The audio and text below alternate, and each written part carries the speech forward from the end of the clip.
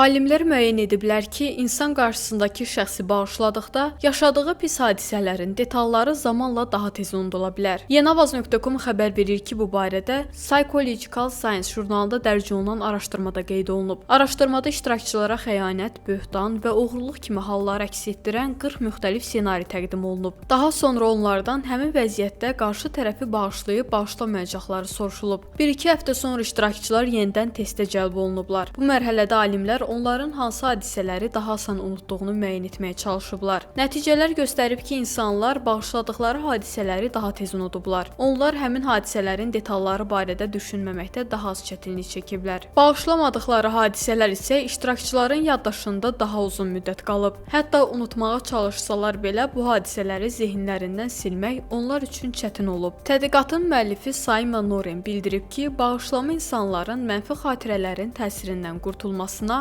və həyatlarına davam etməsinə kömək edə bilər.